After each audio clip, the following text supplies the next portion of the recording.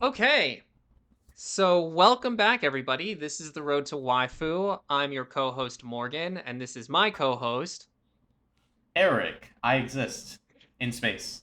somewhere. Um, we today are going to be going through our thoughts on Bleach, the new animated portion of the Thousand Year Blood arc. So there are At currently least through Core 3. As of the time of this recording, I don't think there has been an announcement for an exact drop date for Core 4, but I know that it should be coming soon. We're hoping. Well, I feel like the end of this year is probably ambitious. They probably would have made an announcement if it would be by the end of this year, but hopefully it'll be out next year, and we will do another episode when that comes out. But today we will be going through cores 1 through 3, and we're just going to talk about our thoughts. We'll be noting maybe some of the differences between the anime and the manga, and just generally having some fun. So, Eric, take it away. Right, so I think it all starts with that preview, right? Like that really amazing preview that we got for the Thousand Year Blood War. Yeah, that was a while ago, I feel like now, wasn't it? I was so excited. I loved Thousand Year Blood War, even though at the time Bleach was doing really badly, right? Um, so when did that preview come out? So the first core dropped in 2022. So that preview probably would have been either early 2022 or 2021, which I mean, we all know what was going on then in the world. What happened in 2020? I'm not aware. So, I don't know. I'm gonna be honest. So I was keeping up with the manga as it was releasing this arc. And I don't actually remember what the dates were, but I feel like that was 2017. So No. I think we were still. I think that was still 2015. It had ended. I'm pretty sure. when did 2015, 2016, we should know if not we earlier. should probably know this. When did Bleach end? The manga. So the Maybe manga the manga. ended in August of 2016. Okay, so yeah. Oh, we split the difference. We were both kind of sort of Okay, right. Um, we're in the right area. so it concludes in 2016. So I'll be honest, I didn't keep up with Bleach news after I finished reading the manga. So what the general population's sense was when this preview came out, I'm not entirely sure. I know that I was really excited about it because the Thousand Year Blood arc in the manga I thought was super, super solid. And I when I don't remember if I talked to you about this when I was reading it, but I wanted it to be animated. Like I wanted it to get an anime It adaptation. was very strange that we. I mean, I like the Fullbring arc. Like, I think the Fullbring arc is one of the best written arcs for Bleach. But Controversial it's opinion. weird that we stopped there. You should revisit it. Like, it has some of the best character building for Ichigo that is in the series. I didn't have a problem with the Fullbring arc. I know that when it came out, there was like it wasn't a fan favorite when it came out. Like the Bleach Well, fandom okay, wasn't in in the fandom's defense, it's hard to that you took down Aizen and wait, that's not the final boss. There's more. Like, Aizen is basically set up from the beginning to be the one manipulating the entire series, right, and you cut it and you beat him. right, So that's the end of the series, right? right. No, it's not. I also think that it is tough to come back after that ending because in my opinion, the original Bleach ending after the Aizen arc is very beautifully done. And it leaves you with that very bittersweet like it's the end feeling, but it's very it's satisfying in my opinion. Like I thought it ended perfectly. Anime fans don't want bittersweet endings. They want generic. They want happy generic endings. Like, look at all the Sure. controversial endings: Attack on Titan, Darling in the Franxx, like all bittersweet Okay, endings okay. that Maybe anime fans hate. Now, listen. This is where I'm telling you that anime fans are wrong. I mean, like, look, I'll be in that camp of people because I thought it was a great ending, and I think trying to follow up after that, Kubo was in a very tough spot. Like, At the end of the day, we did mention Bleach as the like we always refer to it as like the top three alongside Naruto and One yeah, Piece as like the best, like the big three. Bleach never really had the same level of popularity as Naruto and One Piece. Let's both be honest here. I think that that's because it ended though. I don't think it's because it's not No, good. so even so, in terms of ratings, it was much lower than Naruto and One Piece after the Soul Society arc. One Well, thing that did not help the anime's case was going from an amazing arc and going into the Bound arc. That arc was a piece of shit. I'm sorry. Wait, which arc? The vampire one. I don't even remember that arc. Wait, what arc is that? It's not good. It's not good. It's I not good. I don't even remember that. Wait, Like Bleach has some pretty. is that That's directly after Soul Society before Ichigo meets Shinji. I don't. I'm so for real. I don't remember that. Is that a filler arc or You is that in the shouldn't. It's manga? not. It's very filler. Now, one of the fun things is that so Shinji gets introduced. You go into Hueco Mundo, and all the interesting espadas come out. No, Right. instead we're gonna deal with fucking vampires. Interesting. Yeah, like I said, after the Aizen arc, I Now but before you get to your point, not to say that Bleach has terrible fillers. The Zanpakuto Rebellion arc is also fantastic. It's just that they decided to do the worst one. I mean, part of that is probably who was on their writing staff at the time and what information they had available to work with. I This is not a defense of filler No, arcs. I'm not attacking whoever dealt with it because it's so hard to make an anime to begin with. I'm just saying it wasn't their best day. Sure, sure.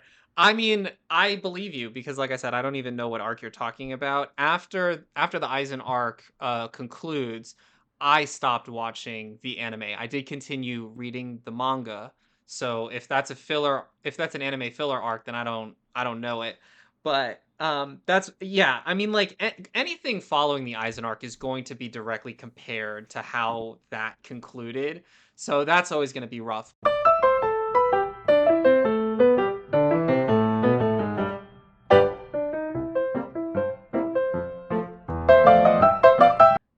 Welcome back from our technical difficulties. What was I even saying? I think that following the Eisen arc, anything following that, it's going to be tough, right? And I think that there is an argument, like strategically, like let's just put the worst, because no matter what we put, it's going to look bad next to the end of the Eisen arc. So let's just put the worst thing, because then the only way you can go from there is up. Yeah, I think what killed a lot of Bleach's early momentum is like having a crazy good run and then hitting a wall with that filler because that filler was a little on the rough side. I also think that looking at the ratings overall is a little bit unfair because if you look at the history of the series, it was supposed to end at the Eisen arc. So I think that you should look at what the ratings were up to the Eisen arc and then you should skip and then you should look at what the ratings were for like when it starts getting good again. So I guess for you that would be Fullbring. I didn't hate the Fullbring arc, but It's those arcs that works a lot better when you are able to go through the entire part. It doesn't work very well when you're waiting a week or two in between. I would sure. say Sure. because the pacing is definitely Bleach's slowest arc. Yeah. Yeah, and I get that because you also have to think about probably what Kubo was going through trying to come Mhm. up with stuff because Yeah. again, it was supposed to end after the Eisen arc. So that's got to So be anyway, let's challenging. get right into it. I guess the first change is that Ichigo's Reiatsu is now gold instead of blue. That's a Because change. in That's the hard to know if that's a change because the so manga's black that's and it. white. So in the colored panels of the manga has always been gold, but the anime chose to make it blue. So that's an anime change. So it went from blue in the original series to gold, Interesting. and obviously sometimes Interesting. it's black, but for other reasons. Well, right, but that's when you get into Bunkai stuff. But before we like jump into this, let's just go through a quick recap of what is covered in Core 1 because it has been a bit since it released. Because Core 1 released in 2022, like at the end of Right. 2022, I think. So Core 1 is the introduction of the Quincy's and them waging war on Soul Society. That's like the one sentence version of what happens in Core 1. But is there anything specific that Yes. you would want to add to that? Um. No, there's like changes here or there that we will end up talking about, but I think the main points is that the Quincy's invade and the Soul Reapers lose hard, Like really hard. And like really hard. it concludes, so the last episode in Core 1, which is The Blade is Me, that's episode 13, that concludes with them they've gone, I believe that they've gone to the royal palace and they are currently trying to get their Zombakutos reforged by Just Ichigo specifically, just Ichigo. Right. So that's where 4 and 1. no, my mistake. Renji also gets his reforged because he also got fucked up nonstop. Well, well, I they mean, but don't. then again, Renji because Renji's Bankai has broken. So the main thing is that the Bankai is what if it breaks, then you're screwed. Right. Shikai, you can break as much as you want. It'll just get reforged every time Well, you you heal. can reforge a Shikai, but if your Bankai Right. breaks, that's like a whole. Then you gotta like go through a whole process. And this this core, I don't think it ends with them getting their Bankais reforged. I think it It ends does. with it does. The title is Blade is Me, so that's where Ichigo figures out that he doesn't fight with his Zanpakuto. That's a part of him. He never has to ask for help. Got it. Got it. Okay, so then throughout this core, we find out Ichigo's background, and it concludes with him getting his new Zanbakuto.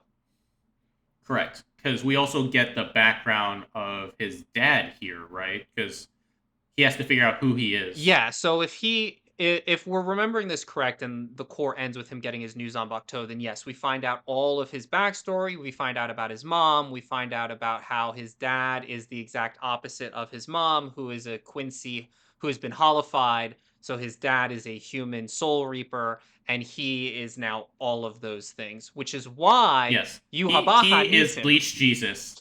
Yes, that's why he is Jesus. Right. So I'm just Because he is human, Quincy, Soul Reaper, Fullbring, Hollow, and Jesus. there is one other component to him that I'm blanking on right now. Human, Soul Reaper, Quincy Hollow, Fullbring. Oh, there was one other that I can't Is there remember. another component? I think that's it. Oh, maybe that is it. I've thought there was one more, but that might be it. Yeah, that might be it. Which actually kind of works out really neatly because Quincy's have that whole like star thing with the five. The pentagram. Yeah, the pentagram.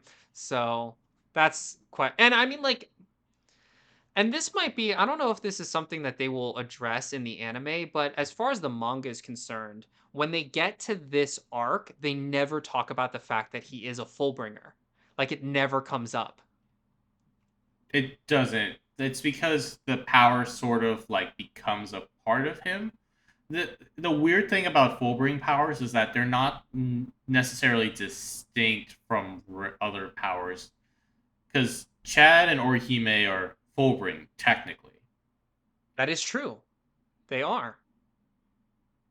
I'd never thought about that. So it's one of those things where it's like they don't. It's not like they don't like scream to the heavens or like fire off anything. Fullbring is weird because all their powers are unique, and Ichigo's powers aren't very much. His power is that he wins. Yeah. and fires Getsuga Tenshos, and then fires more Getsuga Tenshos that fire more Getsuga Tenshos. Right. Right. You're not wrong. So, okay. I love my So simple boy. so now that we have the basic plot progression of Core 1, which is Quincy's invade, we learn a bunch of stuff about Ichigo. Ichigo gets his new Zanbakuto. So, and Ichigo now has gold Ryatsu for some reason. Yeah. Well, I mean, that is more canonically accurate. But anyway, so let's talk about a couple things from Core 1 specifically. So in the manga, Yuhaba was very young initially. Like, apparently on early forums, people were making fun of Kubo, saying that he was washed up because all he did was redraw Zangetsu. Well, he does address that. That does get I mean, yeah. addressed. So like, yes, but like before like the full info, like during the first like character reveal panel, apparently in early forums, people were complaining about how generic and like similar he looked. So I think that this is one of those things where I think that people I I, either I didn't see. I didn't go on forums. I didn't know. It was like a what the fuck moment for me. this Because is I'm like this is visually illiterate. this is where I am going to call out like the fandom at large, just in general of like anime fandoms, because I think that people tend to take in information on a split second, make a judgment call, and then go off the handle. And I don't get that because did I think that Yuhaba was shockingly similar to Zangetsu? Yes. But my thought when I had that opinion was I wonder what happens with this. Like I wonder Yeah. where this goes. There must be an I explanation. I feel like I'm so unobservant for these kind of details. Like I would 100% believe in the Clark Kent disguise and realize not realize that the dude is Superman. Yeah. Fun. Okay, slight tangent on that. Did you know that Henry Cavill actually stood underneath a Superman billboard and no one recognized him? I did hear about that. I And the motherfucker was wearing a Superman shirt and glasses. Like, motherfucker. Yeah. I did hear about that. I do think that it is strange the selective observancy of people. But I do think that knowing, and I didn't know that because like I'm not on a whole lot of forums either. So I do think that it's interesting that people honed in on that and were like, "Oh, look at this washed up author." I'm just like, can you give it a chance? Maybe there's a reason. Can you just wait a second? Mhm. But it is nice that I mean, as expected, the anime expands on a lot of stuff, and it does cut out some of the more unimportant stuff as well. I was gonna Like, say, I feel like the anime cuts out some things that in I for me, I get like if you're going to include other information, you have to cut some stuff for time or for pacing or whatever. And there was some stuff that was cut that I was like, I don't know that I like that that was cut.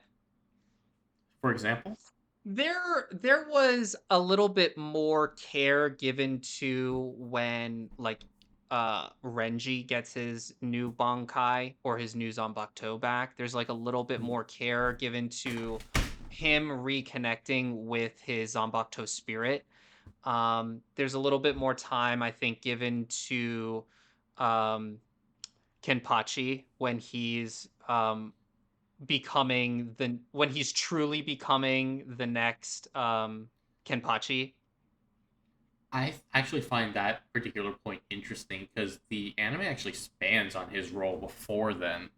Like, him taking out three Sternritter by himself was off screen in the manga. Like, he Yes. just shows up with three bodies. Yes. Whereas we got the full fights here. Right, but this is what I mean. Like when there's trade-offs that happen. So when you want to Right. include certain information, then for pacing or time, you'll have to cut other stuff.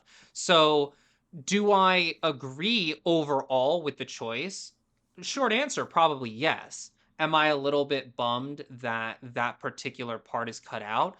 A little bit, because I think it shows Kenpachi grows in that moment because he actually has a connection with his Zanbakuto spirit, which I don't actually think you get really in the anime. Right. But we also get stuff added, like you have a like getting to actually talk to Aizen on screen versus off screening the whole conversation. Yes, I thought that that was a nice addition. Um, I also liked how that fight was handled overall in the anime. I actually I don't know why, but for some reason in the manga, I thought that Yamamoto's North version of his Zanbakuto wasn't used. And I went back and it was, but it was just so glossed over. Like it was so fast. I was like, oh, no wonder I forgot that this happened. And I thought that it got like adequate attention in the anime. So, like, you get all four versions. One thing I do appreciate about this most recent anime adaptation is that it's very similar to how Kubo would draw. Because one thing that Kubo's very good at is he very much focuses on character details and doesn't really care about background stuff. The background really is not in focus here. The background is the background, and then you have your character close ups that are just so lovingly done. Yeah. I agree with that. I mean, like, even those shots of when you see Yamamoto get defeated, which I mean, even in the manga, that like that hits hard. And the way that they give that moment care in the anime, I liked a lot. One thing I don't particularly like about the anime adaptation of Genryusai is that the manga actually implies that Soul Society originally invaded the Wandenreich first. They attacked first, whereas the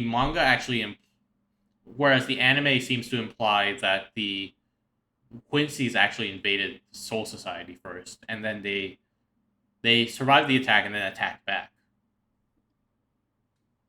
Say that again. I think I'm a little bit confused. So I think one of the changes that they did in the manga originally, I believe that Soul Society attacked the Quincy's first.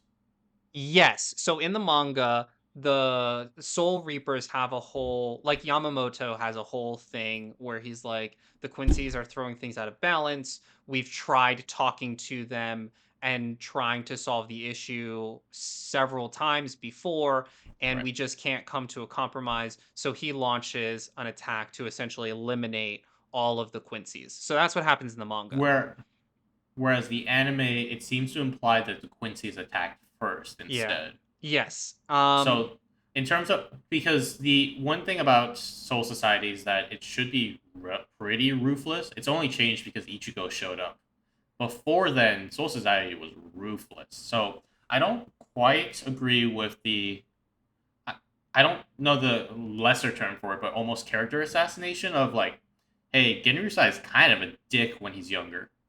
I so they do a little bit of revisionist history with his character. I'm not going to deny that.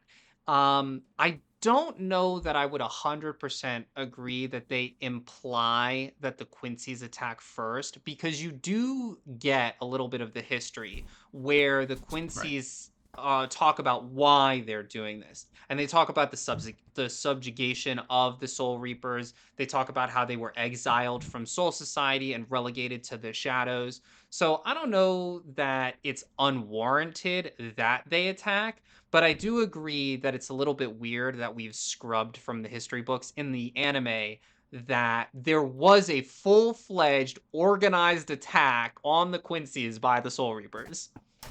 Feels a little weird, Yeah, it like does. a little like, oh, we won the war, so we're gonna erase a little bit of the history. But the anime does give us the full original 13 guard cast, and it's fantastic. Yeah, yeah. I do appreciate that. I do wish that there were a way for us to find out even more about it, but it is somewhat I so I mean, this whole episode's spoilery, so I don't think we have to care about like talking about these types of details. So the novels actually talk about some of the previous captains, not the original, but I suspect that they may show up in the Hell arc whenever that comes out. Oh, I didn't even know that there were Bleach novels. This is what I mean. Like when the manga finished, I like fell off hard with Bleach. Yeah. So the novels, we'll talk about more about it in Core 2, but in the novels is where Shinji's Bankai is originally described. Really? Okay. Okay, so here's a question then, because I thought that that was an entirely anime exclusive thing because it doesn't appear in the No, manga. But if it's tackled in the novels, then it's not really anime exclusive. it's not. But most people have only read the manga and the anime. Well, then most people would be like me and they would be ignorant to the truth. Correct. And it's okay. We don't shun ignorance, we accept it. We do encourage you not to be, though, and I will go and do my due I diligence. encourage you to be ignorant and give me all your views.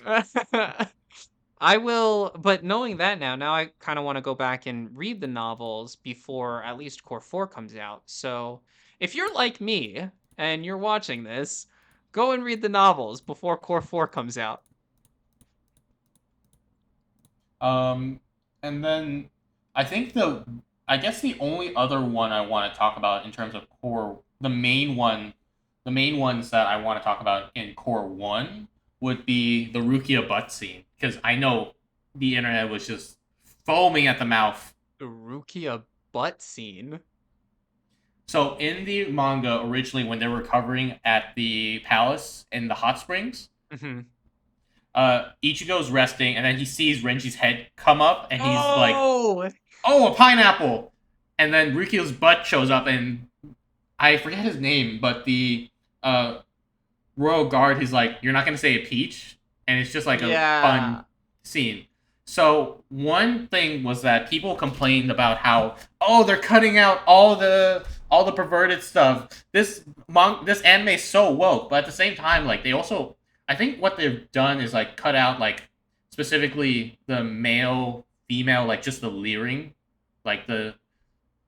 type perverted ones, because Yeah. we did finally get Soifon's full original outfit because it was always censored in the anime. Yeah. Okay, this is a bigger conversation that will open a can of worms if we get into it right now. So, all I will say is I think that when an author writes something, they they are choosing to tell a story in a particular way. And unless there's some legitimate objection that a person has that you can reasonably defend, I disagree with censorship. That's like my blanket statement that I will make because, like I said, this is a whole bigger can of worms. And I can understand why someone would want the more perverted nature to be censored, but also keep in mind that Bleach is an M17 like story. It is rated Yeah, mature. four kids ain't touching that shit. I'm just saying like if we're looking at the if we're taking into account the rating of the series, I don't understand why you would cut something like that. I think it detracts from the story that the author or the storyteller is telling. But like I said, bigger can of worms. So the only other detail I have written down in my notes is that in the manga, Kensei is training Hisagi to improve his bankai, whereas in the anime they changed that particular line to obtain his bankai, which is more compliant with the current novelization details. Well, you would be the expert on that because obviously I've only read the manga and in the manga, I mean, it depends on what we're talking about, right? Because Renji, for instance, and Byakuya have to obtain their bankais because they were True. broken, and then you can So, train them. just quick, because there's so many characters in Bleach. You know who I'm talking about, right? Kensei and Hisagi. Those are the assistant captains for squads. Kens- Kensei is the Vizar captain, and Hisagi is the one the He's the one with the 13 with tattoo, this, right? yeah, and the scythes. And the sides, right? Yeah. So So Hisagi in the novels has revealed his Bankai. So what I'm curious about is if we'll see it in Core 4 animated. I'm excited for Core 4 because there are currently a lot of things that, because they're trying to answer a lot of the questions that the manga sort of leaves, because I think overall I think the pacing in the manga is very quick. I think it's trying to Yeah. get to the end. It's because Kubo lost a lot of chapters instead of and rushed the ending essentially. Yeah, and it feels rushed, especially, and It very much this is a feels huge rushed. spoiler. So like if you haven't even finished reading it, leave now. But the end when Uryu actually like betrays Yuhaba, that feels, at least for me, that felt very rushed. It felt very like, whoa, wait, what's going on? Hold on a second. And the end fight is even only like, I think it's only like 2 chapters. It's not even that long. It's pretty bad. That's why Core 3 is such a good core because it actually expands on all that. We'll talk about that in a second, but is there anything else you want to talk about Core 1 before we move on to Core 2? The only thing that I would want to say is I like that they give a lot of attention to Squad Zero. That was one of the main arguments that a lot of people had about the manga, me included, because you, in the manga, you do see them going through all of the 5 palaces and going about their recovery journey, and you do learn a little bit about Squad Zero as you go through that process, and then they like get murked right away. And Right. it's very unsatisfying because these are supposed to be the strongest in Soul Society, and each of the members of Squad Zero are supposed to be like, the way the manga makes it sound, it makes it sound like each of them are stronger than Genryusai. And we Right. just saw how strong Genryusai is. So for them to get murked out of the gate, and Genryusai does get a noble death because he's killed directly by Yuhabak. So it makes sense because you're like, okay, so this is the new baddie, and the new baddie just killed Yamamoto. But Squad Zero gets killed by underlings in the Mhm. manga. So I do like that the anime gives that um adequate care and attention. And I love the Bankai that is introduced in the anime. Uh, that's in Core 2, right? No, that should all be.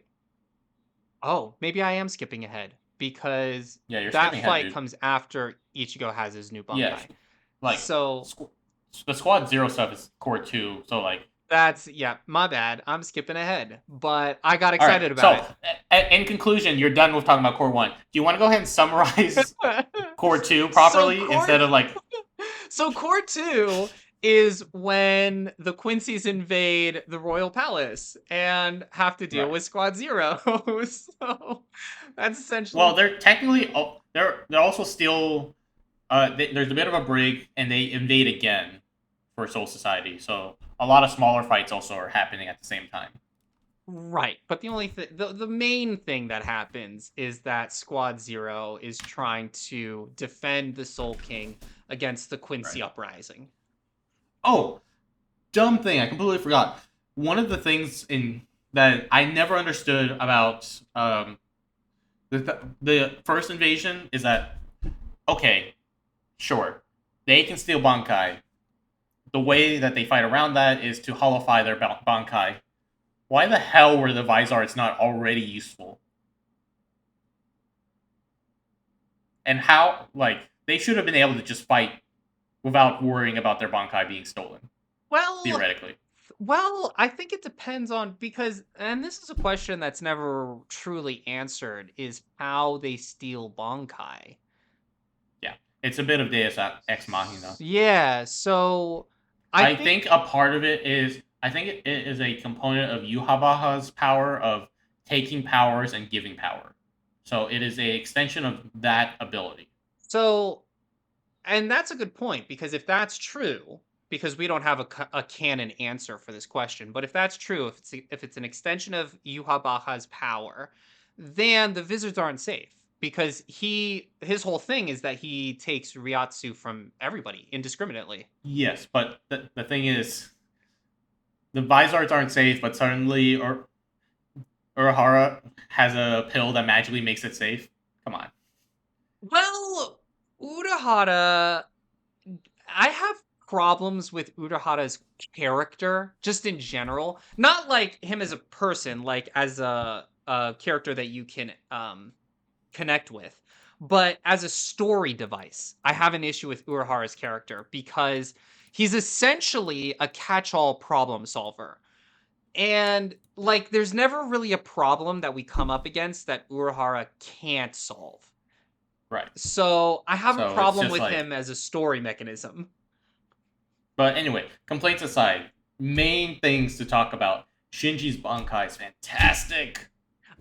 Yes, which I now I have to go and read these novels because I don't think that there's enough explanation in the anime about how it works, but it is OP. I'm just like it's So OP. because it's in the anime, I can talk about this. I think a little bit. His Bankai is indiscriminate. It reverses. So you know how his Bankai reverses your feelings up, down, left, right. Yes.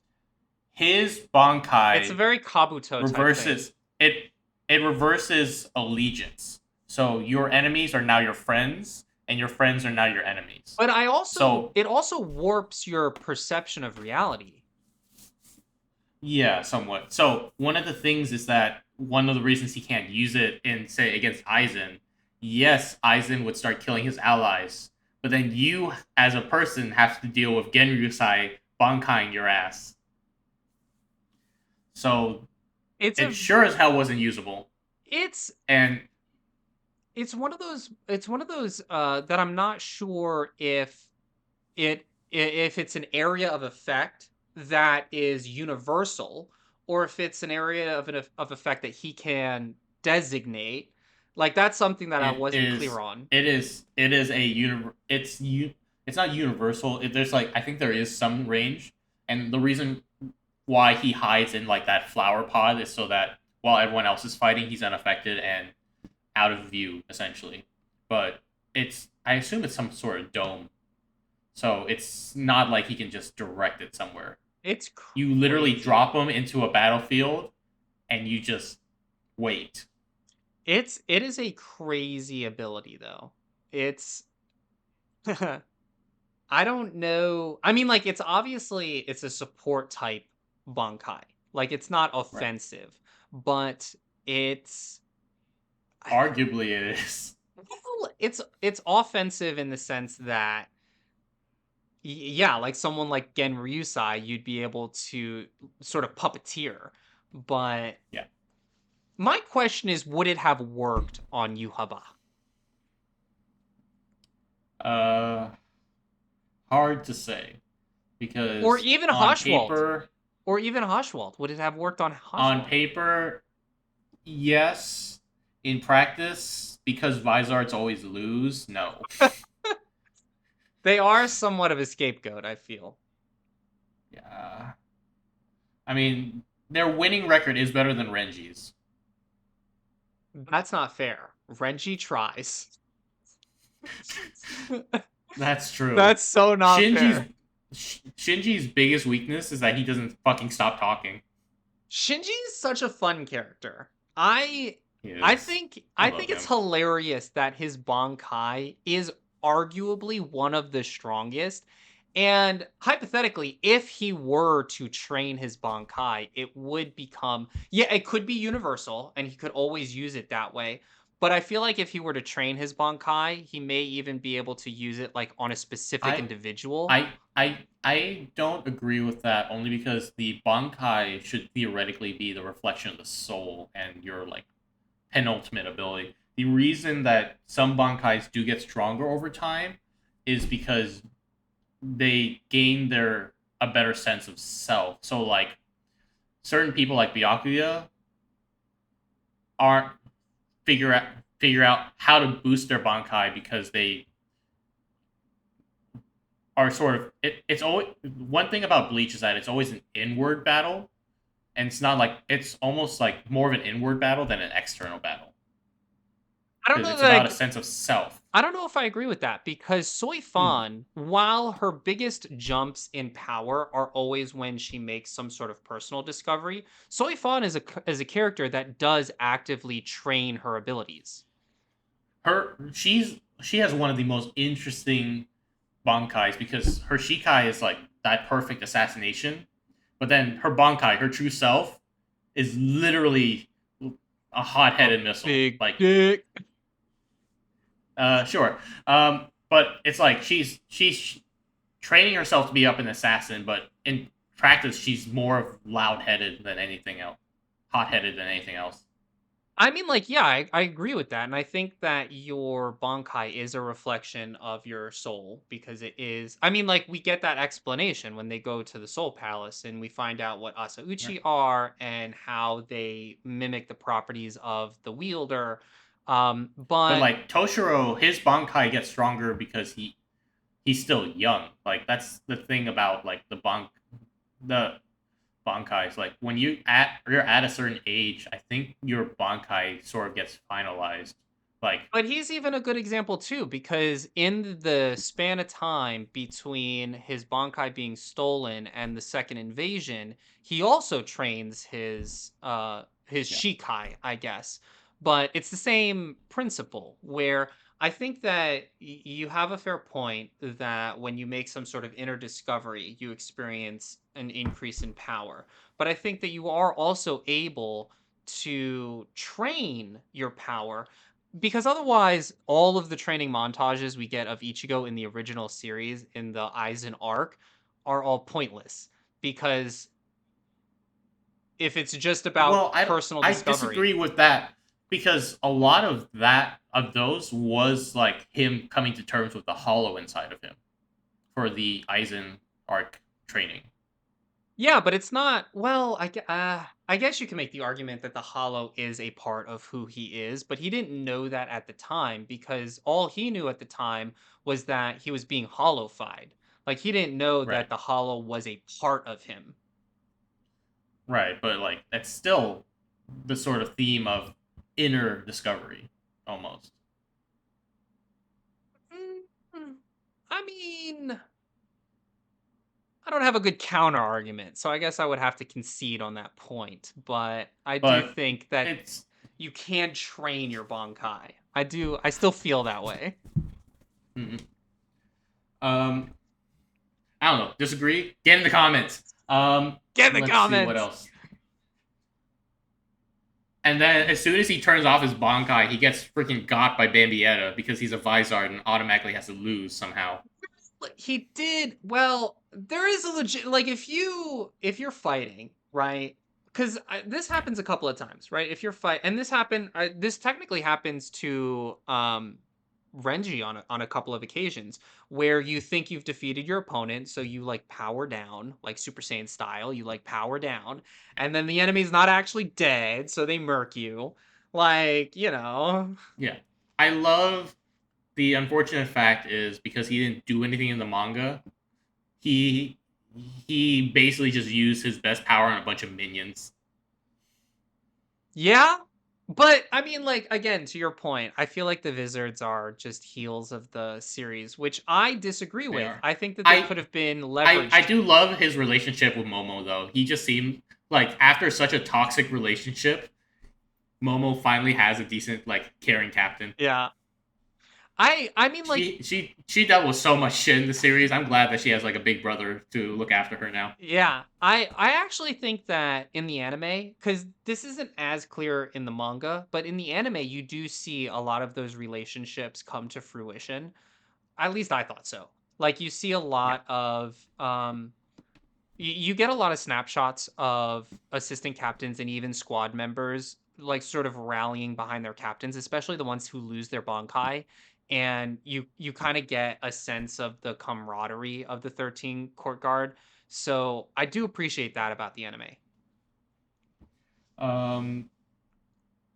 So obviously, a lot of this is very similar to the manga. It's just obviously expanded on. We get really great moments like, oh, Byakuya is not actually using his bankai. That's just his shikai now. Like he's just that strong.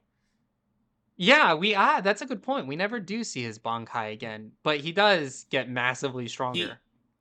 he will use it in Core 4, but right now he's just been using his Shikai, which is now as strong as his previous Bankai. Yeah, which is Renji's nuts. moment's great.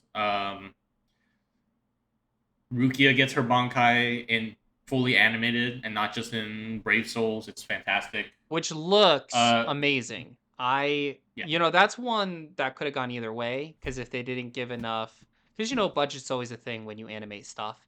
So sure. for me, there was definitely a concern there, but I think they did a great job with it. The only thing, the only thing to talk about before we move on to the main talking points of Core 2 is that they did remove that like small scene between Ichigo and Orihime where Yorichi pops out and is like, "Hey, are you gonna say anything about Orihime's outfit?" And he's just stunned at her outfit choice. I don't even remember that. What are we talking about? Yeah. Uh, Yorichi. So Urahara forces her into the super booby outfit that she wears because he says, "Oh, Ichigo will really like this," and then he has no words, and then Orihime freaks out and thinks that she's a pervert now. I I don't remember that at all. So Well, that's it wild. was cut. It's just a minor scene, but it is good relationship build But up for them. but To be like frank, honestly though, there is a point to be made about consistency because if they cut the Rukia scene, then they would yeah, obviously have to cut this scene. And again, I just generally disagree with censorship because look, yeah, if the author's a little bit etchy, then the author's a little bit etchy. It's already rated yeah. 17. It's fine. I'm gonna be honest. It's not even that edgy compared to other series. Oh, 100%. 100%. But anyway, Squad Zero. Squad God, they're Zero. so cool. Squad Zero, They're dude. so cool. I I don't even know where to start because I think they did each of them really, really well in the anime. Um, you know what I think is weird that they didn't cut? Well, I don't even know how you would have cut it, but what's her face with the food? Squad Zero food Mhm. lady. When she expends all of her Ryatsu, she like gets way skinnier. Um, Yeah. I'm surprised that that was considered okay, but also glad that they didn't cut that. Personally, maybe that's my male point of view, but So a lot of it. So a lot of the additions are at the end because uh, Shutenmaru activates her Bankai, shaking all three worlds. yeah, Like it is so powerful, you can feel it on Earth and in Wekamundo. Like it's insane. I have been thinking about this because Eric and I obviously talk about this stuff just on the daily. And originally, I had an issue with the fact that they had to basically commit suicide in order for one of them to perform Bankai. And I still feel that way based on like my original opinion, but I also, from a storyteller's point of view, think that it's actually a very clever way for the squad to be defeated. Because essentially it makes it so that they only really have to defeat this one character instead of having to defeat all four of them.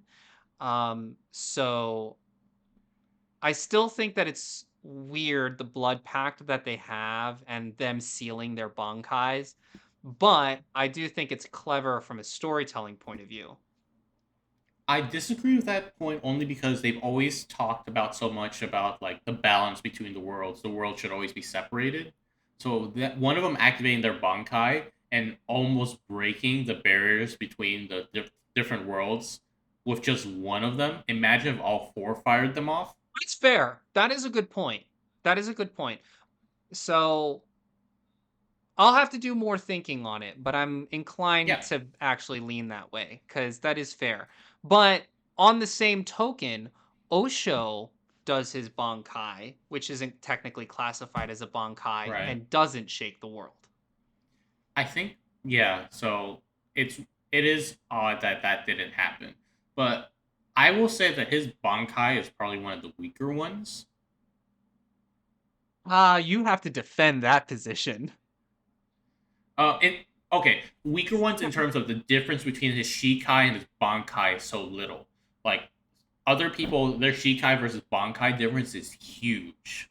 Like for example, Renji, his Shikai is a sword that stretches, whereas his original Bankai became a giant snake that stretches. Like obviously, same vein of thoughts. Obviously, the big one is a lot stronger. Okay. Or Genryusai, his his Shikai is so obscenely hot that it creates flames out of thin air and has wide AoE effects. The Bankai is so powerful that you can't even see the flames because of how hot it is. Like that's what I mean in terms of power difference between the Shikai and Bankai. I I Uh, would push back on that because Osho's Shikai, as we're classifying it, because I let's be clear, he doesn't have a traditional Shikai and Bankai because his ability predates that. But right. that aside, his Shikai is the ability to control names. He has power over names. And his Bankai is power over the color black. I Well, think not that's necessarily. way more His powerful. the Bankai. So his Shikai can rename things. Can let me double check this because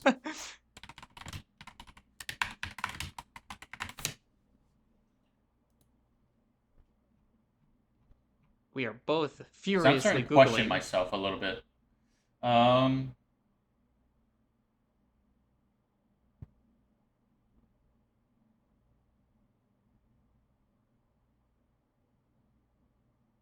so his Shikai can make words, whereas his Bankai can rename things. Wait, say that again? That doesn't make sense. Mm, Okay, so Zanpakuto, Ichimonji is his Zanpakuto. Its sealed form takes the form of a large calligraphy brush. This is the Bleach fandom website, by the way, so I don't know that this counts as an official source, but Ichibei uses it to write calligraphic calligraphic, I don't know how to say this word, characters, and the it has an ability called ink manipulation, which has ink-based spiritual powers, allowing Ichibei to manifest written characters that carry the power of their meaning. And if he writes on something, that something gains the properties of what he's writing. He also mhm. has an ability called name severing, which in this case, his brush takes the form of a brush handle with a blade. And he uses that to sever things from the meaning of their name. And that's technically his Shikai ability. Right. And So, then his Bankai ability lets him write things, and then those things affect whatever he writes on. So if he writes on Yuhabaha that he's an ant, Yuhabaha is now as strong as an ant is. right. So my question is, what's the general difference of being able to sever someone's name and then turning him to an ant? It seems relatively around the same vein, personally. Um, Also, can we talk about how that's such an anti-Shinigami power? yes. Um, Like, it makes sense. Like, it makes it so that literally Shinigami have zero chance of invading the Soul Palace, especially if he's there. I mean, like, that's sort of the point of Squad Zero. Yeah, but But like, I don't know. I do think that you have a point that they are in the same vein, but that is technically true of all Shikais and Bankais. I think that his ability is a little bit more of a semantics argument because on the one hand, he's severing a thing from its meaning, and then its Bankai form is to rename that thing. It's to give it different meaning. Um, so the parameters of his Shikai is basically that you can't deprive something of something that it doesn't have. You can only deprive it of something that it has right. versus being able to rename something and give it any property you want, including no property at all. Fair enough. I'll concede that point. I will say that you made a good point in that his ability predates Bankai. So it might just be that the three worlds are already used to this anomaly. So that's why him existing doesn't just cause trouble. Because it's not like he's actually releasing a Bankai. He's just like existing It's essentially. true. He doesn't actually quote unquote perform Bankai. Right. But going back to the point, Shunmaru uses her Bankai, and it is so cool. It's and what I like about it is we think she wins. And I'm like, "Wait, hold on. I didn't realize that we were changing it that much." Right. And then So and this is probably the point where if you've only watched the anime, you'll probably get the most spoilers. So you should probably leave now. So one thing is that each of the ways that she beats everyone with her Bankai involves their potential futures. So like, um, Gerald is frozen, for example, which is how he loses in the manga. oh, I didn't even put that together. That's a very astute Um, point. Vernita gets covered with like a black sand, which I think is similar to how he loses against Mayuri. I don't remember how he loses in the manga, to be honest. Uh, Lily attacks his own reflection, and then he gets the injuries and dies as a result of it. Yep. So his attack is reflected, just like in Core 3. Um, Ishida Uryu's is the most interesting because he's actually confronted by the Quincy sigil, which is a sort of like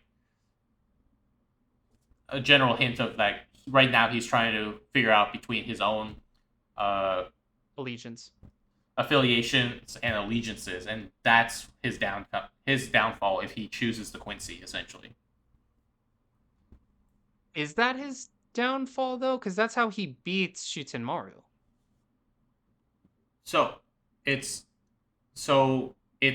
so we'll talk about that in a second, but it's if he chooses to fully align with Quincy's, essentially what I think it and I interpret it as this is how he would die if he fully affiliated with Quincy's instead of working with Ichigo eventually to take down Yuhabaha. Oh, so in that regard, you could still argue that it is a premonition of sorts because he does Yeah. ultimately betray Yuhaba. Yes. So it's fascinating. Well, I mean, it makes sense. Like she's the designer, so she weaves people's fates. She's almost like the fates in Greek mythology.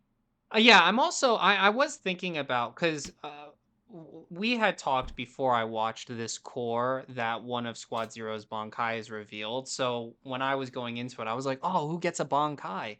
And I was like going through like which one would make the most sense or who and what it might be. And I think that there's an artful nature to her getting a Bankai, because I think that you're right. I think that she has a a more like broad strokes ability of being able to weave these tapestries and paint a bigger picture.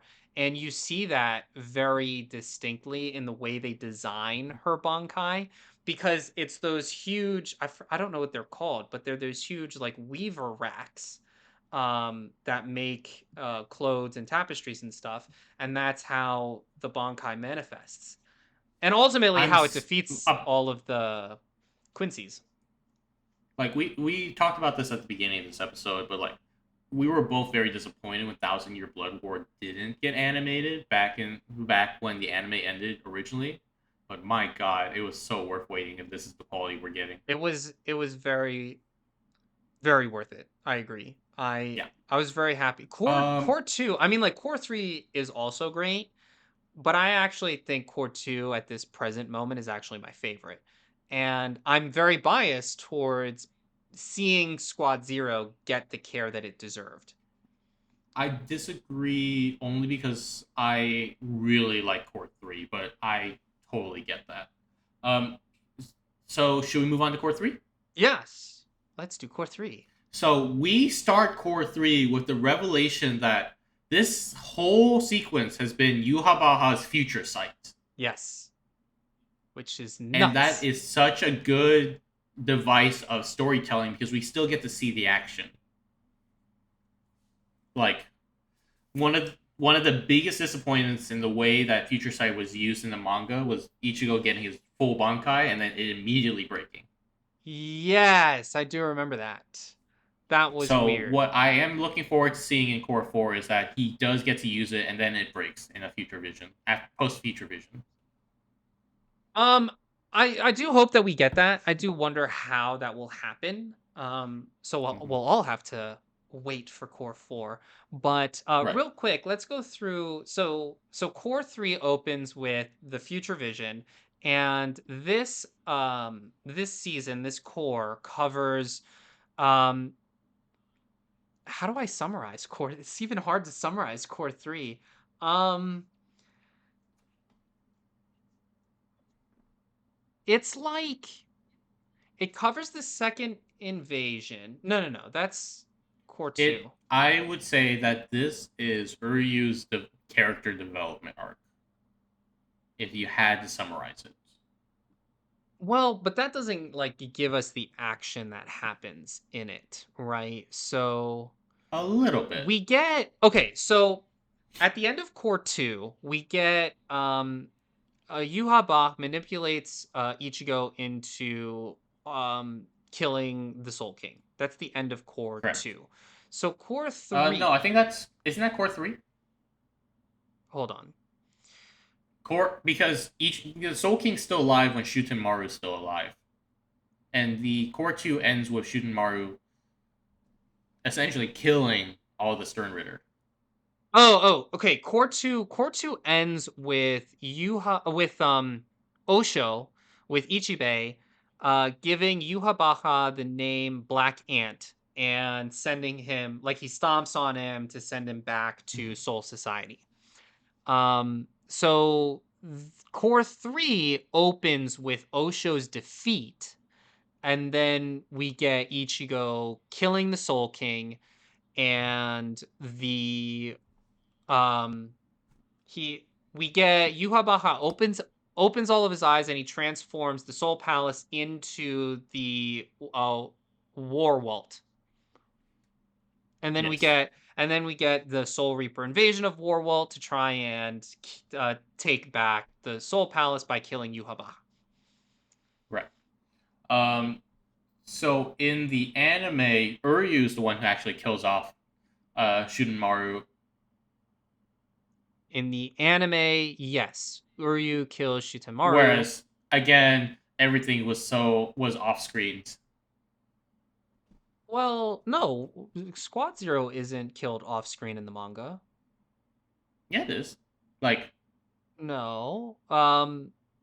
Zanbakuto dude, I forget what his name is. He 100% gets shot on screen by X Axis, and the rest of them are taken out by the other Quincy's. Oh, okay.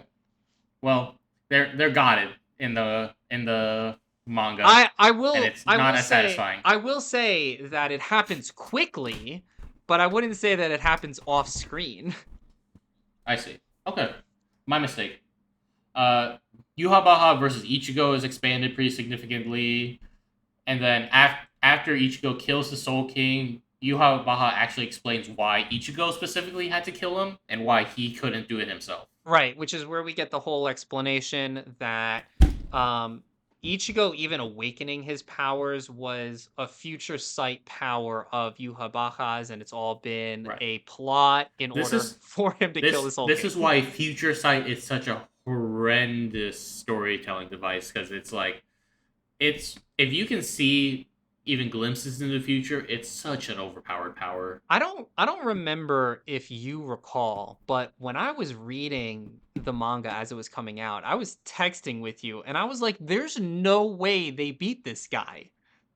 It's not Yeah. possible. He sees all futures. He sees all possible futures. And not only can he see them, but he gets to decide which one we go down. Yeah, it's obscenely overpowered. It's Like nuts. time abilities are already overpowered. Time abilities with like knowledge is obscenely powerful. It's dumb. So, Yeah. and it also, But Uryu finally does something. I'm pretty sure in the manga, all he really does is stand around and aura farm until he has to fight Hashwelt. yeah, it's the reason that my brother stopped reading the manga. So, there when Uryu and Ichigo are having that fight in the manga, it's literally just monologuing. It's like Ichigo Yeah, monologuing and then Uryu monologuing and them being like, I'm not gonna do the thing. Why are you not gonna do the thing? Like blah blah blah blah. It's yeah, not like an actual fight. It's just them yelling at each other. yeah. So we get a full fight between them, and it's fantastic. We also get to see that Uryu does have a Volstan dig, Yes. Yes, we do get that. and it's absolutely animated fantastically. Agreed. I do think I will get this is a tangent from like what we're currently talking about. But so we were talking about Yuha Baha being overpowered before. I will say that I think there is an argument to be made that there is some foreshadowing in this moment because Yuha Baha is saying that Ichigo is human, Soul Reaper, Hollow, and Quincy, and is the only being that is able to kill the Soul King, essentially conceding that he can't kill the Soul King. So I think that there is an argument that in a foreshadowing sense, Ichigo's the only one who can kill Yuha Baha. Correct, because Yuhabaha becomes the Soul King. Right. So I do think that that's interesting because you don't Mhm. get that in the manga. I don't think like Yuhabaha like No, goes into that specific explanation I think I it's been a while since I read it, but in the manga, I think it's just Ichigo kills the Soul King. because I Yuhabaha because I like gets ordained that that's what would happen. and then they get blown out of the palace. I think. Yeah.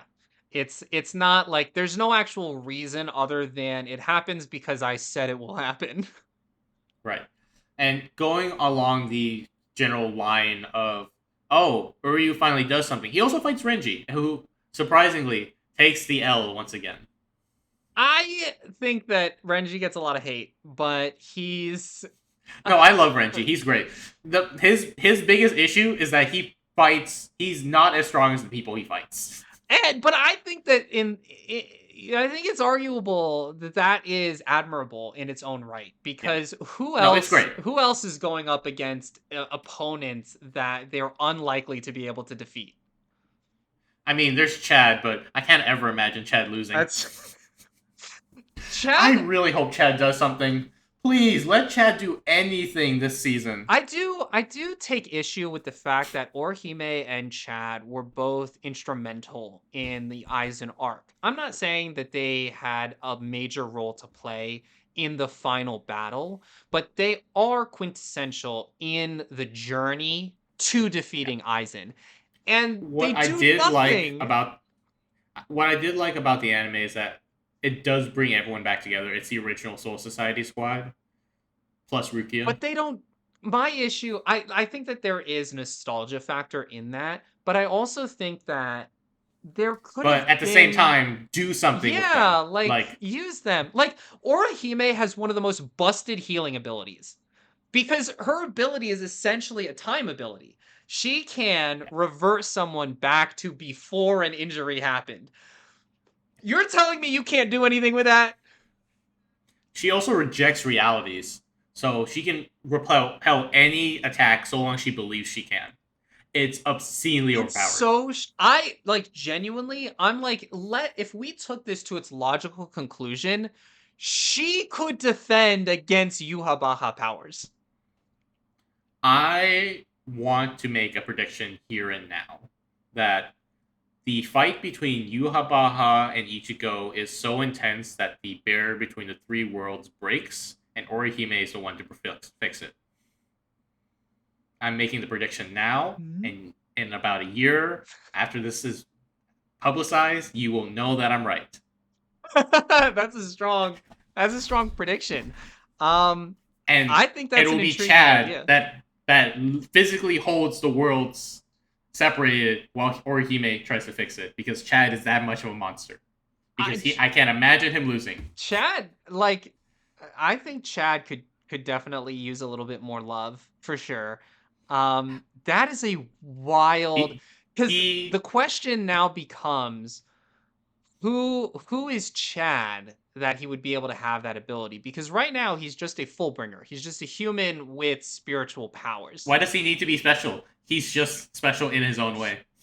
Just a guy. Orihime Orihime is just a girl, and she has the most busted hacks ability. Why not make this dude like just obscenely powerful? I so the only reason that I say that, and I don't disagree with you, I think you could just make him busted. But the only reason that I say that is because of how his abilities were named. So his ability is Diablo. His ability is the Devil's Fist. Yeah. There's come on, you're gonna tell me that there's not a story there? Oh, absolutely. But like I'm just saying, if nothing else, let him like do something cool because he did jack shit in the manga. Dude, I agree. I agree. I want to see something happen with Chad and Because Orihime. Orihime gets plenty of love against Yuhabaha in the fights. Like, it's Well, genuinely a great moment. It is a genuine great moment where Ichigo doesn't have to look back because he trusts Orihime to be behind him. this is Like, true. Ichigo, like, but Chad just exists.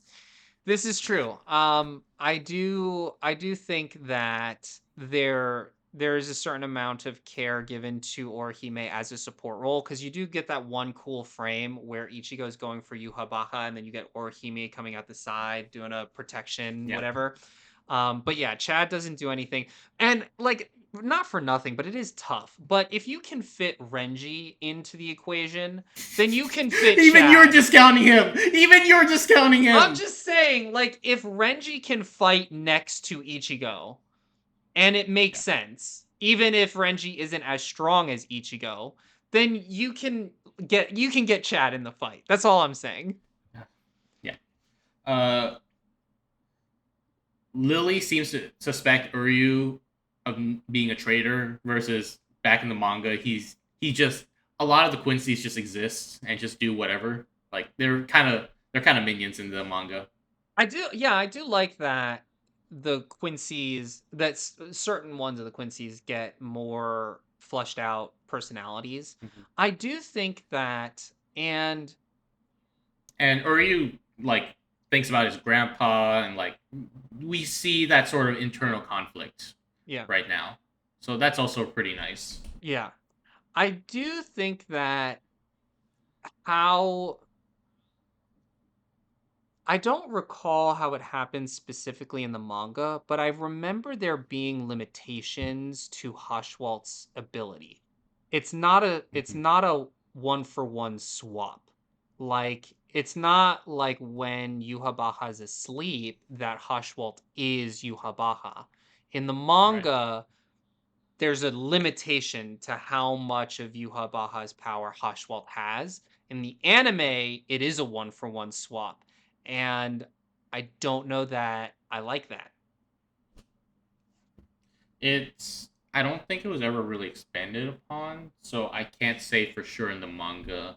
So this might, given how much control Kubo does have over it, this might be the original intent where Hashwalt does have all of you Habahas and it just wasn't expressed well in the manga.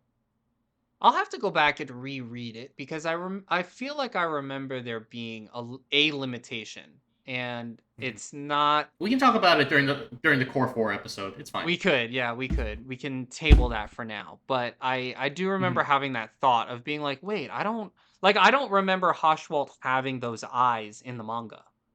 Like I don't think And that's then the other major change is that the Lily and Pernita fights happen at the same time, and then Boss B versus Hashwalt. Whereas in the manga, I think it was literally one after the other instead of like. But that's just a medium issue where if you're if you have a fight that's going on at the same time, instead of you end up having to focus on two fights at the same time instead of giving the quality of one fight of actions. actually know that I agree with that because I do think that there is value in noting that things are happening concurrently. And there is an Mhm. artistry to tackling concurrent events.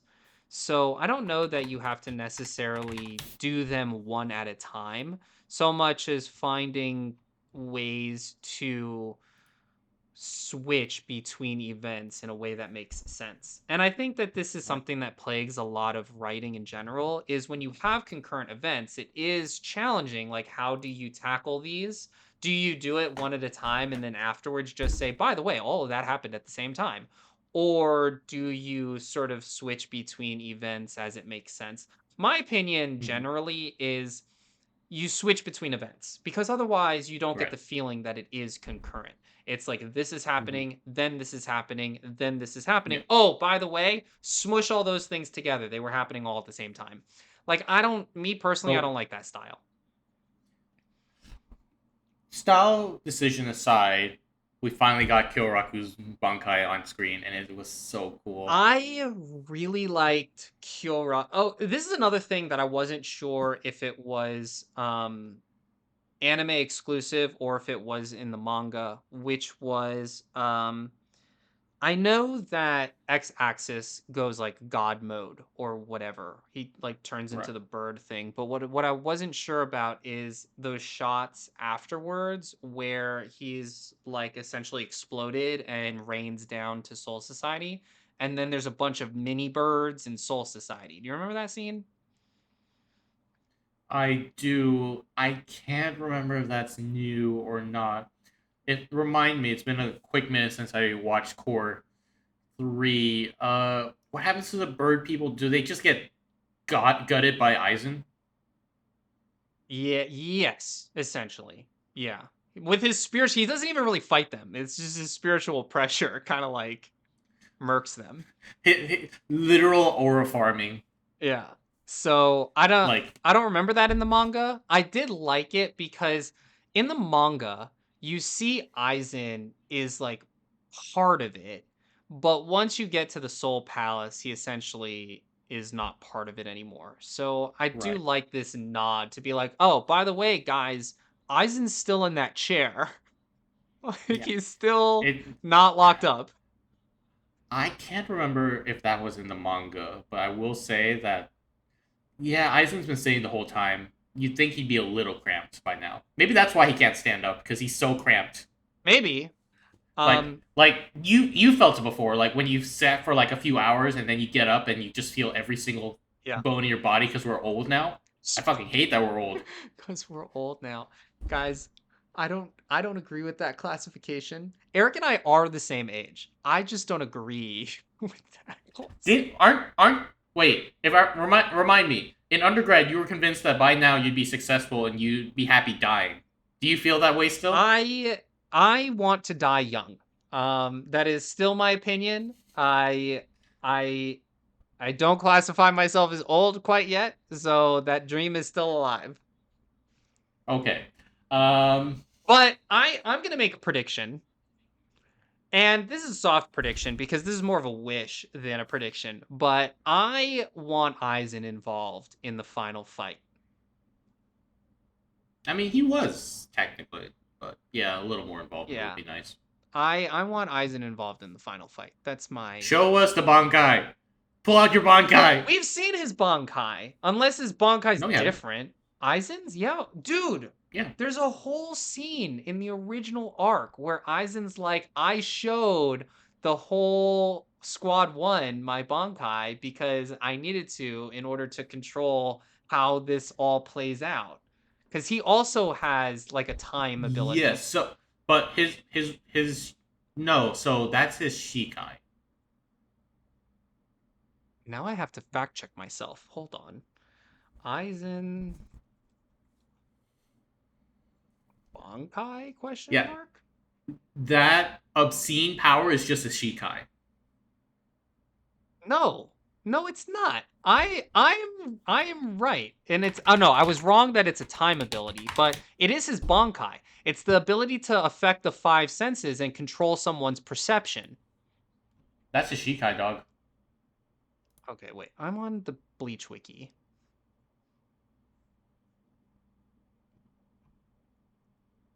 Uh Rankar. I want his powers. Plot equipment powers Zanbakuto. Um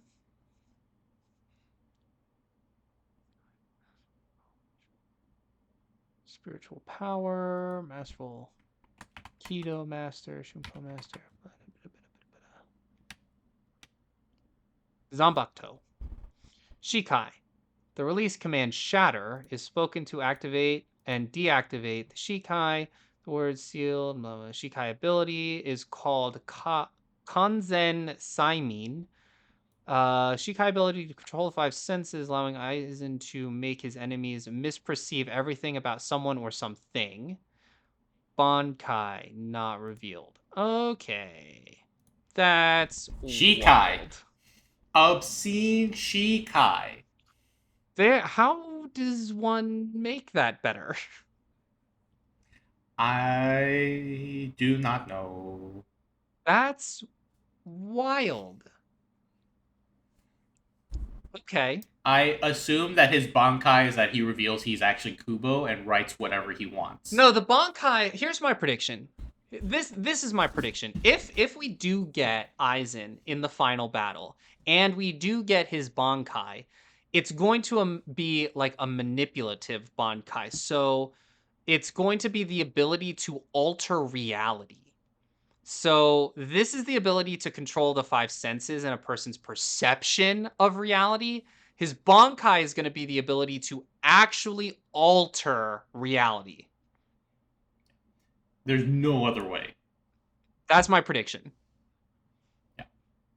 But it's like you created a character that's so obscene that someone mistook his Shikai for a Bankai. That's wild. Hold on. That means that when Ichigo beat Aizen, Aizen wasn't using his full power. So it's a weird case in that he was at a level beyond Bankai because he had merged with his Zanpakuto and the Kyogyoku. But it's his arrogance that was his ultimate downfall because he couldn't imagine that Ichigo was stronger than him. That's wild. Mm-hmm. That is wild. But yes, no, we don't. We have no idea what this man's Bankai is. As far as I'm concerned, he might not even have one because why the fuck does he need it? I mean, does anybody need a Bankai? Arguably, most of our cast. I that's gonna be my prediction. I'm gonna yeah. I think it's gonna be the ability to alter reality, which begs the question if it would be on the same level as Yuhabaha, because let's say Yuhabaha picks a particular future. Aizen's ability, if it's the ability to alter reality, he could just move you to a different future. Like it's a counter ability. So it might genuinely be that his Bankai is the only way to cancel out Yohabaha's ability. I'm interested. I'm interested to I hope we do get his Bankai. But that would I involve them releasing him from the chair and like unsealing him entirely because currently they've only unsealed 3 of his seals and I think he's in like yeah, 12 seals or something like that. So, I don't know that that will happen. I think it's wishful thinking. I don't think they're actually going to do that. it should be fine. He has to be the reason that they win somehow. We get confirmation that Riruka and Yukio are going to go get Ginjo and Tsukishima, everyone's favorite uncle. Are you aware of the Tsukishima memes? Because I love those memes. I am not. Uh, put it up for people, but like some of the, I'll find it. I'll find it. We'll put it in the video. We'll put it on the video. But like, there's memes about like how all everything was thanks to Uncle Tsukishima, who's always been there the whole time. Like One Piece, you know the scene where they all have their foot on the barrel, like that really iconic scene. Yeah. Tsukishima's there in the background because he's always been there, obviously. You see. Okay. Sure, why not?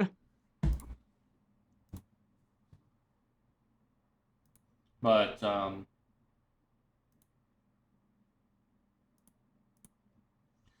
where was I? So they're gonna go get Tsukishima because Tsukishima's really important. And then the only other thing is that Ryuken and Ishin enter the War Welt early instead of like at the very end, like they originally did, because they wouldn't normally enter until like the end of Core 4. Wait, I don't remember them entering Warwalt. Or When does that they happen? enter at the end of the Core, I think. I don't remember that. I know that there's a snapshot of them together, but I don't remember them entering Warwalt. Mm-hmm. I also And then I will say in the manga, and maybe this happens in Core 4. In the manga, there's a whole like I don't want to call it an arc, mini arc, I guess, where Ishin goes to Ryuken and is like, "Hey, dude, we gotta be part of this," and that's what makes them go. So if they all have already went at the end of Core 3, then we're not gonna get that, and yeah, that's weird. I mean, it just means that they might actually have a larger part to play in Core 4, essentially, Maybe. which I would be fine with. Okay. And finally, we get the full Vizard with their masks, and maybe they'll actually do Oh something and not just yes, get got it. that was a cool hero shot. I really liked that. Mm-hmm. It's so cool. They're always so cool. They're gonna get got it. They're I gonna, know yeah, it. they'll get You murked. know it. We all know it. The audience knows it. People who don't have never watched Bleach have know it. Yeah, that's unfortunate, but I did like the shot. It was a cool shot. Yeah, it's very cool. It's great. They're so screwed. Yeah. So that wraps up Core 3, I think, right? Yes, it does. So predictions for Core 4. We've already made a couple. Maybe Aizen's Mm-hmm. gonna be in it. Maybe Orihime and Chad get a little bit more screen time. I I would love to see your prediction of like the worlds getting torn apart and somebody have to hold them together. That would be that would be really cool. Um because in the manga, the way that Yuhabaha gets brought down is essentially Ichigo needs the help of Uryu. Without Uryu, Ichigo would have lost. So it's sort of the two of them taking down Yuhabaha. But I do like this idea of it being the original core group. So Ichigo, Orihime, Chad, and Uryu. That I think would be cool. Mm-hmm. And I would like to see Aizen involved in some way, but they're almost assuredly not going to unseal him.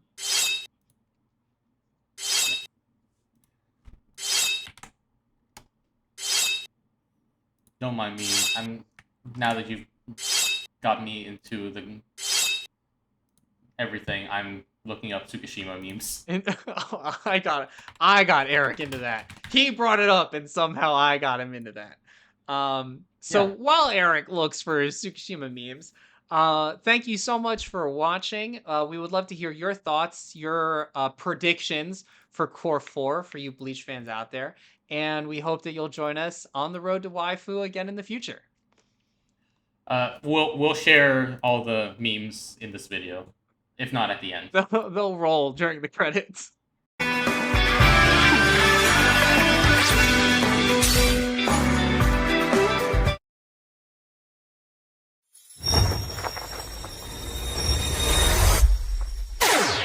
過去に疑問があるのかい？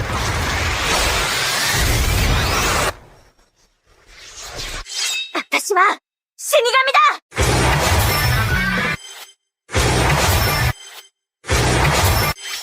うなれ！死神を殺せ！